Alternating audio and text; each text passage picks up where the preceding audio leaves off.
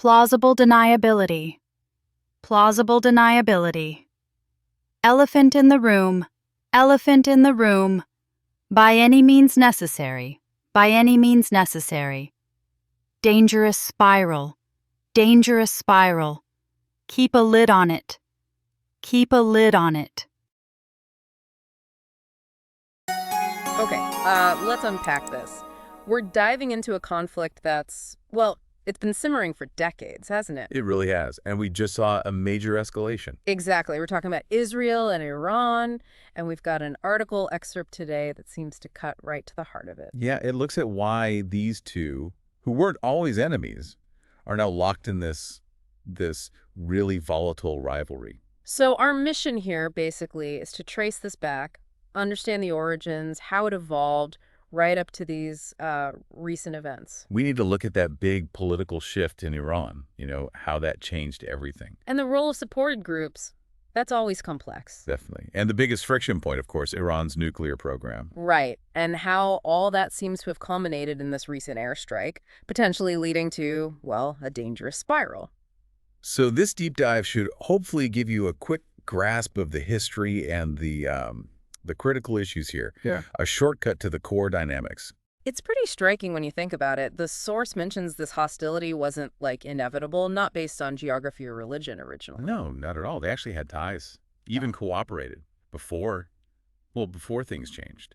So what was that moment? What turned them from, almost partners into adversaries? Well, the single biggest thing, according to the source, was political. The 1979 Iranian Revolution. That was the watershed moment. The overthrow of the monarchy replaced by the Islamic theocracy. Exactly. And the new regime's whole worldview just flipped fundamentally. Okay, and how did that new view specifically target Israel? The source says the revolutionary government didn't just see Israel as, another country. They reframed it completely. Reframed it how? Ideologically. Israel became basically synonymous with Western imperialism, an outpost designed to dominate the region. So diplomatic ties cut immediately. Instantly, and Israel was officially labeled the Zionist enemy. That ideological break, that's really the root of the modern conflict. Wow. So not just policy, but a deep ideological shift, putting Israel right in opposition to the revolution itself. Mm-hmm. And the source says this ideology then led to action, right? Supporting other groups. Precisely. Since '79, Iran's openly backed armed groups across the region. Hezbollah in Lebanon, Hamas in Gaza.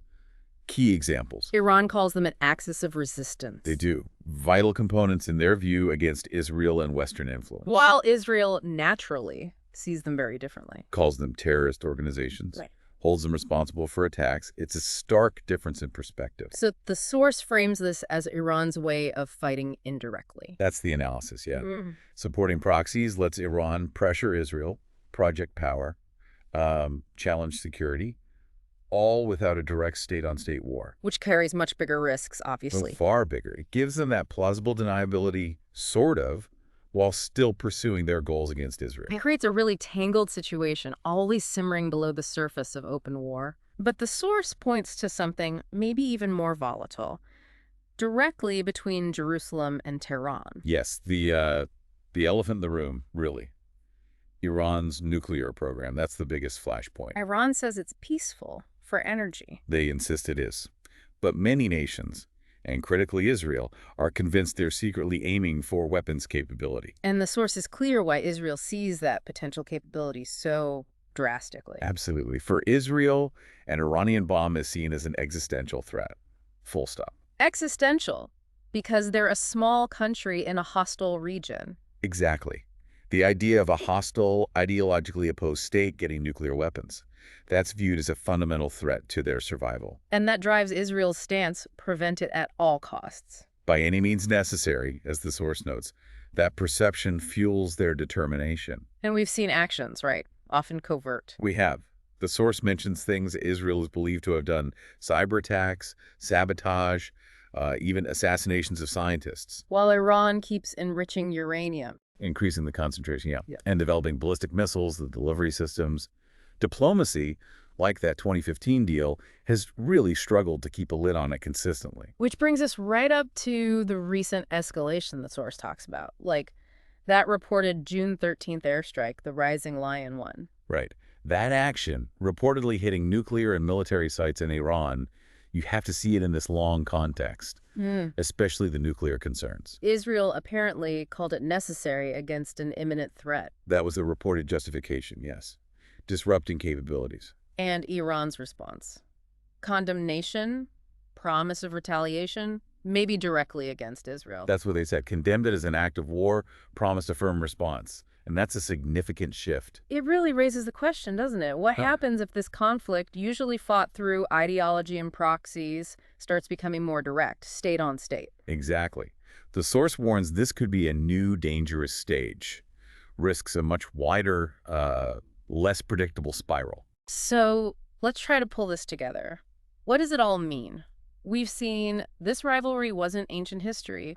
It sparked from that 79 political change, reframing Israel as the ideological enemy. Right, and that ideology then fueled the proxy strategy, letting Iran challenge Israel indirectly through groups like Hezbollah and Hamas. But over time, the nuclear program became the most urgent flashpoint. Seen by Israel as existential justifying actions, which in turn fueled Iran's continued development, a dangerous cycle. So for you listening, think about this. How does understanding this specific path, from ideology to proxies to nuclear tension, how does that change how you see current events? And what are the potential implications if this rivalry is entering that new dangerous stage the source warns about? A stage of more direct confrontation. Something to consider.